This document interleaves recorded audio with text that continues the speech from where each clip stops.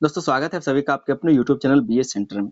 यहाँ पे हम लोग ह्यूमन राइट्स का मानव अधिकार का एक मोस्ट इंपोर्टेंट क्वेश्चन को समझेंगे कि मानव अधिकार की अवधारणा का विकास तथा इसके महत्व को स्पष्ट कीजिए। मानव अधिकार की अवधारणा का विकास, ये क्वेश्चन कई बार पूछा जा चुका है, ये क्वेश्चन इंपॉर्टेंट है, ठीक है। साथ में इसके महत्व को भी हम लोग देखेंगे। तो बिना देर किए चलिए समझते हैं इस क्वेश्चन के आंसर को। चैनल पर अगर आप लोग नए तो आप लोग चैनल को सब्सक्राइब जरूर कर लीजिएगा। ये वीडियो अगर आपको पसंद आता है तो वीडियो को लाइक कर दीजिएगा और अपने दोस्तों में इसको शेयर भी कर देना है। एक इंपॉर्टेंट बात आपको बता दें कि आप लोग के लिए हम प्लेलिस्ट बना दिए हैं, जिसका लिंक आपको डिस्क्रिप्शन में मिल जाएगा, तो जाकर के आप लोग चेक कर लीजिएगा और तैयारी आप लोग आज से शुरू कर दीजिए। तो दोस्तों हम लोग इसकी भूमिका को, ठीक है, कि मानव अधिकार की अवधारणा का विकास कैसे हुआ है और इसका महत्व क्या क्या है। कहा जा रहा है कि मानव अधिकार वे मूलभूत अधिकार हैं जो प्रत्येक व्यक्ति को केवल मानव होने के कारण प्राप्त होते हैं। ये चीज हमको पहले ही बता चुके थे। ये अधिकार व्यक्ति के जीवन, स्वतंत्रता, समानता और सम्मान की रक्षा करते हैं। क्या करता है? तो ये जो अधिकार है, मानव अधिकार, ये किसी भी व्यक्ति के जीवन का रक्षा करता है, स्वतंत्रता का रक्षा करता है, उसके समानता का रक्षा करता है और सम्मान की रक्षा करता है। मानव अधिकारों का उद्देश्य प्रत्येक व्यक्ति को सुरक्षित, स्वतंत्र और गरिमापूर्ण जीवन प्रदान करना है। ये जो मानव अधिकार, इसका उद्देश्य क्या है? तो सभी व्यक्तियों को सुरक्षित, स्वतंत्र और गरिमापूर्ण जीवन जीने का कह सकते हैं कि जीवन प्रदान करना इसका उद्देश्य है। मानव अधिकारों की अवधारणा एक दिन में विकसित नहीं हुई। जो मानव अधिकार का अवधारणा है वो किसी एक दिन में विकसित नहीं हुआ, बल्कि यह लंबे ऐतिहासिक संघर्ष, सामाजिक परिवर्तन और मानव चेतना के विकास का परिणाम है। समय के साथ लोगों ने अपने अधिकारों के लिए संघर्ष किया और धीरे धीरे मानव अधिकारों को विश्व स्तर पर मान्यता मिली। तब जाकर क्या, तो मानव को उसके मानव अधिकार मिले, मौलिक अधिकार मिल पाए हैं। तो हम लोग देखते हैं दोस्तों कि मानव अधिकार की अवधारणा का विकास कैसे हुआ है, किन किन चरणों में हुआ है। क्वेश्चन को इस तरह से पूछा जा सकता है कि मानव अधिकार की अवधारणा का विकास का चरणों का वर्णन कीजिए, ठीक है। चरण में कैसे इसका विकास हुआ है, इसके बारे में क्वेश्चन आपसे पूछा जा सकता है।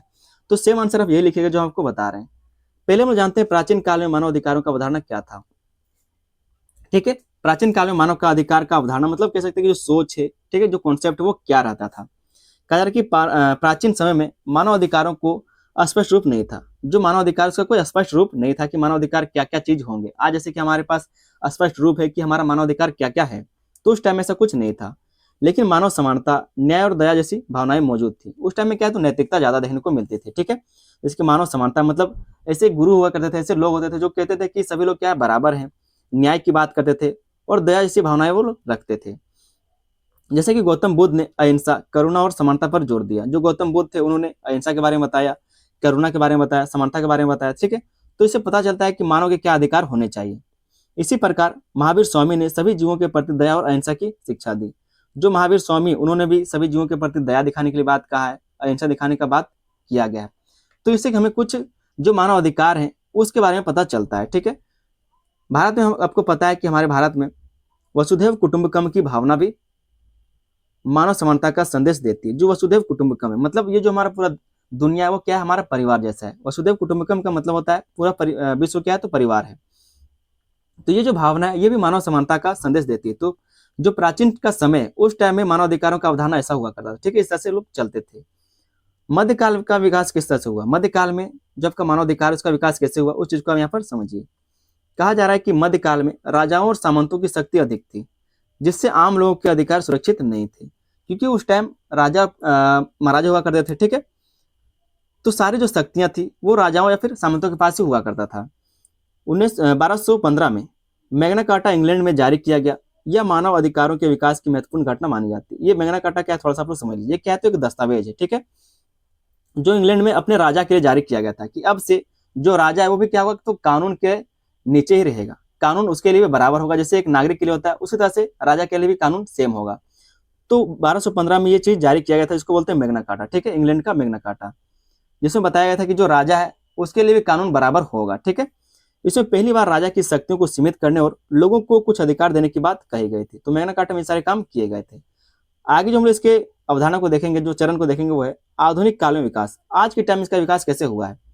आधुनिक युग में मानव अधिकारों की अवधारणा तेजी से विकसित हुई है। आपको पता है आधुनिक युग का मतलब आज का टाइम जो चल रहा है। जैसे अमेरिकी स्वतंत्रता घोषणा, अमेरिकी स्वतंत्रता घोषणा 1976, अमेरिका ने खुद को स्वतंत्र घोषणा किया। United states declaration of independence में कहा गया कि सभी मनुष्य समान पैदा हुए हैं और उन्हें जीवन, स्वतंत्रता तथा सुख प्राप्त करने का अधिकार है। तो ये कब कहा गया था? ये कहा गया था आपका United state declaration of independence में, ठीक है। उसी तरह से जो फ्रांसीसी क्रांति 1789 है, फ्रेंच रिवॉल्यूशन ने स्वतंत्रता, समानता और बंधुत्व को संदेश दिया, ठीक है। स्वतंत्रता का, समानता का और बंधुत्व का संदेश दिया है। इस क्रांति ने मानव अधिकारों को मजबूत आधार प्रदान किया। मतलब जहां जहां पर रेवोल्यूशन हुए, जहां जहां पर क्या है तो क्रांति हुआ, जैसे कि अमेरिकी क्रांति हुआ, फ्रांसीसी क्रांति हुआ, तो जिन लोगों का हत्या किया गया, जिन लोगों को मारा गया, जिन लोगों का आजादी मिला, तो वहां पर बताया गया कि सभी लोगों को क्या है तो स्वतंत्रता चाहिए, सभी लोग स्वतंत्र हैं, सभी के लिए समानता जरूरी है, सभी के लिए बंधुत्व जरूरी है। ठीक है, तो उसके बारे में बात कहा गया। इस तरह से इसका शुरुआत होता है। चौथा जो हम लोग यहाँ पर पॉइंट देखेंगे दोस्तों, वो है संयुक्त राष्ट्र संघ के और मानवाधिकार। संयुक्त राष्ट्र संघ और मानवाधिकार, कहा जा रहा है कि द्वितीय विश्व युद्ध में हुए अत्याचारों ने मानवाधिकारों की आवश्यकताओं को और अधिक बढ़ा दिया। जो द्वितीय विश्व युद्ध हुआ था, उससे उसके दौरान जो अत्याचार हुए, जो मानवाधिकार का हनन हुआ, उसने क्या किया, इसकी आवश्यकता को और बढ़ा दिया। इस कारण 1945 में यूनाइटेड नेशन की स्थापना की गई। आपको पता है कि यूनाइटेड नेशन का स्थापना किया गया था, ठीक है, ताकि देश पूरी दुनिया में क्या तो शांति बनाए रखा जा सके। इसके बाद 10 दिसंबर 1948 को मानवाधिकारों की सार्वभौमिक घोषणा की गई, जिसको बोलते हैं यूडीएचआर, ठीक है, universal declaration of human rights. इसमें सभी लोगों के लिए समान अधिकारों की बात कही गई। इसमें क्या तो सिर्फ एक घोषणा है, ये कोई कानून नहीं था, ये क्या तो सिर्फ एक घोषणा था, एक नैतिकता था कि सभी देश को इसका पालन करना चाहिए, सभी देश के नागरिकों को ये अधिकार मिलने चाहिए, इसमें घोषणा किया गया था। पांचों जो यहाँ पर हम लोग पॉइंट देखेंगे वो है आधुनिक समय में मानवाधिकारों का विस्तार। आज के टाइम में मानवाधिकारों का विकास विस्तार हुआ है। आज मानवाधिकार केवल जीवन और स्वतंत्रता तक सीमित नहीं है, अब शिक्षा, स्वास्थ्य, रोजगार, स्वच्छ पर्यावरण, महिलाओं के अधिकार, बच्चों के अधिकार और डिजिटल गोपनीयता को भी मानवाधिकारों का हिस्सा माना जाता है।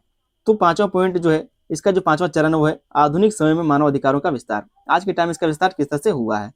तो उम्मीद करता दोस्तों यहाँ पर आपको ये जो आपका मानवाधिकार का अवधारणा का विकास है वो इस तरह से चरणों को आपको समझ में आ गया होगा। आगे दोस्तों हम लोग देख लेते हैं मानवाधिकारों का महत्व, कि मानवाधिकारों का महत्व क्या है। पहला जो अधिकार है, पहला जो महत्व है मानवाधिकार का वो है मानव गरिमा की रक्षा। हम आपको हर पॉइंट में ये बता रहे हैं, तो मानव गरिमा की ये रक्षा करता है जो आपका मानवाधिकार है। मानवाधिकार व्यक्ति को सम्मानपूर्वक जीवन जीने का अवसर देते हैं। यदि लोगों के अधिकार सुरक्षित रहते हैं तो उनकी गरिमा और आत्मसम्मान भी सुरक्षित रहता है। अगर इसको समझना चाहते तो इस तरह से आप समझ सकते हैं कि अगर आपका इज्जत बचाव रहेगा, ठीक है, कहा जा रहा है कि अगर आपका कोई मजाक नहीं उड़ाएगा, आपके जो अधिकार उसको कोई छीनेगा नहीं, तो क्या आपका इज्जत भी बचाव रहेगा और आप सम्मानपूर्ण जीवन जी सकेंगे। ठीक है, तो इसी के बारे में यह कहा जा रहा है कि मानव गरिमा की रक्षा करता है। दूसरा जो इसका महत्व है मानवाधिकार का वो है स्वतंत्रता की सुरक्षा। ये स्वतंत्रता की सुरक्षा करता है। हम जैसे नागरिक हैं, हमारे जैसे और भी नागरिक हैं, ठीक है, सभी देशों में नागरिक होते हैं, तो ये नागरिकों के स्वतंत्रता की सुरक्षा करता है जो आपका मानवाधिकार है। मानवाधिकार लोगों को सोचने, बोलने और धर्म मानने और अपनी बात रखने की स्वतंत्रता प्रदान करता है। यह व्यक्ति के व्यक्तित्व विकास के लिए आवश्यक है। कहा जा रहा है कि बिना मानवाधिकार के लिए, बिना मानवाधिकार आप अपने व्यक्ति के व्यक्तित्व को विकास नहीं कर सकते, जो आपका पर्सनैलिटी उसका विकास नहीं कर सकते। तीसरा यहाँ पर हम लोग पॉइंट देखेंगे, तीसरा इसका महत्व जो देखेंगे वो है समानता और न्याय की स्थापना। समानता और न्याय की स्थापना इससे होती है। मानवाधिकार सभी व्यक्तियों को समान मानते हैं। जाति, धर्म, भाषा, रंग या फिर लिंग के आधार पर भेदभाव को गलत माना जाता है।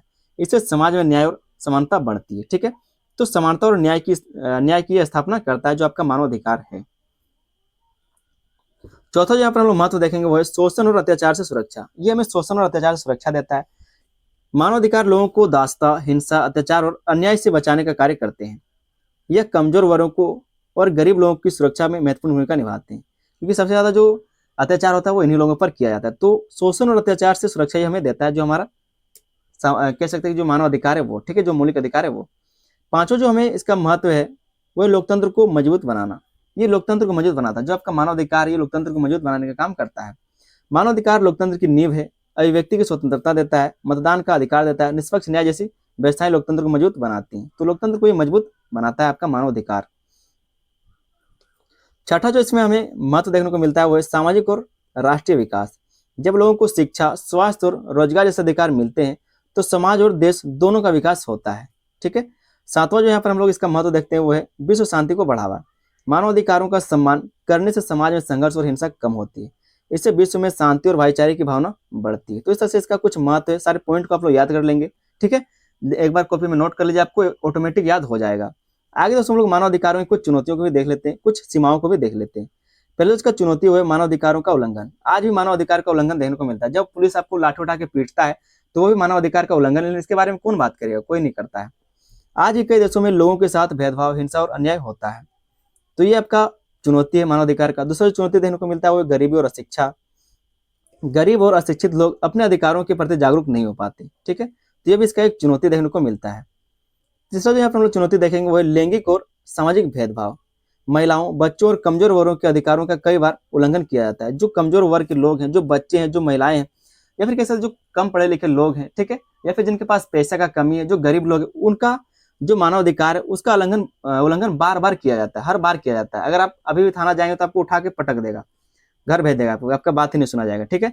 तो इस तरह से आपका जो मानवाधिकार है उसका उल्लंघन किया जाता है। आपको पता है कि आपका अधिकार क्या है, फिर भी आपको वो अधिकार नहीं मिल पाता है। तो इसकी कुछ सीमाएं हैं, कुछ चुनौतियां देखने को मिलती हैं। आगे दोस्तों हम लोग एक छोटा सा निष्कर्ष देख लेते हैं। कहा जा रहा है कि मानवाधिकारों की अवधारणा मानव सभ्यता के विकास के साथ साथ धीरे धीरे विकसित हुई है। आज मानवाधिकार प्रत्येक व्यक्ति के जीवन का आधार माने जाते हैं। यह अधिकार व्यक्ति को स्वतंत्रता देता है, समानता, न्याय और सम्मान प्रदान करते हैं तथा लोकतंत्र और विश्व शांति को मजबूत बनाते हैं। इसलिए प्रत्येक राज्य और नागरिक का कर्तव्य है कि मानव अधिकारों का सम्मान करे और उसकी रक्षा के लिए कार्य करे। तो इस तरह से आप लोग छोटा सा निष्कर्ष जरूर लिख लीजिएगा। उम्मीद करते हैं कि ये क्वेश्चन का आंसर आपको समझ में आ गया होगा। ये क्वेश्चन आपका उतना इंपॉर्टेंट है, जितना हम पहले के क्वेश्चन को करवाएं उतना ज्यादा ये आपका इंपॉर्टेंट है। चैनल पर दोस्तों नहीं तो आप लोग चैनल को सब्सक्राइब जरूर कर लीजिएगा। वीडियो पसंद है तो वीडियो को लाइक कर दीजिए और अपने दोस्तों में इसको शेयर भी कर देना है। आप लोग के लिए एक महासंग्राम वीडियो बना दिए, जिसका लिंक आपको डिस्क्रिप्शन में मिल जाएगा, तो जाकर एक बार चेक कर लीजिएगा, वीडियो आपको मिल जाएगा, ठीक है। और अपने दोस्तों में उस वीडियो को शेयर भी कर दीजिएगा। मिलते हैं हम लोग किसी अगले वीडियो में, तब तक के लिए धन्यवाद। जय हिंद, अपना ख्याल रखिए।